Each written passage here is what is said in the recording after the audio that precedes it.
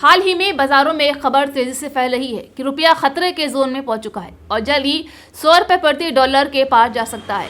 इस खबर ने आम लोगों से लेकर व्यापारियों तक सभी को सोच में डाल दिया। रुपए की गिरती कीमत की वजह कई हैं। वैश्विक बाजारों में हलचल, तेल के बढ़ते दाम, विदेशी निवेशकों का पैसा निकालना और दुनिया की बड़ी अर्थव्यवस्थाओं में चल रहे आर्थिक तनाव।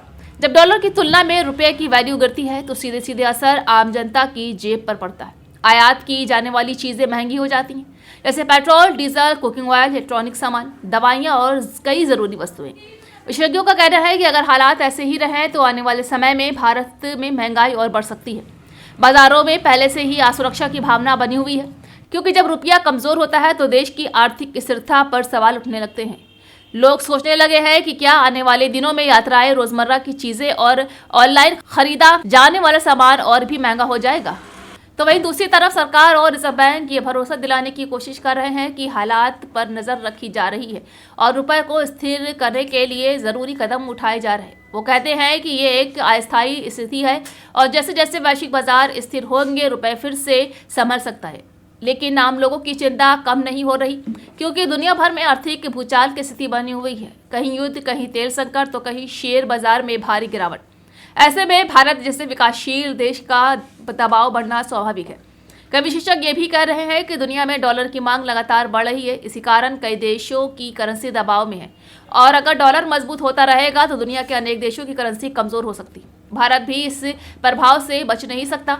रिपोर्टों के अनुसार निवेशक अभी सुरक्षित जगहों पर पैसा लगाने की सोच रहे हैं और डॉलर को सुरक्षित मान रहे हैं। इसलिए वे उभरते बाजारों से पैसे निकालकर डॉलर में निवेश कर रहे हैं।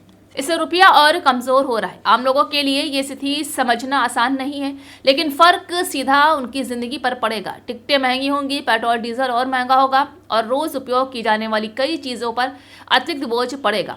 इस बीच कई लोग सोशल मीडिया पर मजाकिया अंदाज में कह रहे हैं कि रुपया 100 पार हो जाएगा तो क्या होगा, लेकिन अंदर ही अंदर हर कोई चिंतित है कि रुपया आखिर कब तक नीचे जाएगा। कुछ अर्थशास्त्री कहते हैं कि अगर सरकार और बैंक सही कदम उठाए, विदेशी निवेश को फिर से आकर्षित करे और आयात पर निर्भरता कम करने का प्रयास बढ़े तो रुपया वापस मजबूत हो सकता है। लेकिन ये सब कदम समय लेते हैं और तुरंत राहत की उम्मीद कम है। अभी के हालात देखकर लगता है कि आने वाले कुछ हफ्ते रुपए के लिए बहुत अहम हो सकते हैं। लोग रोजाना खबरों पर नजर रख रहे हैं कि कहीं रुपया 100 के पार पहुंचने की खबर सच न हो जाए। कुल मिलाकर देश की चिंता, बाजार में उतार चढ़ाव और लोगों के मन में असुरक्षा, तीनों मिलाकर माहौल को भारी बनाए हुए हैं। अब देखना होगा कि आने वाले दिनों में भारतीय रुपया खुद को संभाल पाता है या ये खबर सच होते ही हम वाकई 100 पार रुपया देखने वाले हैं।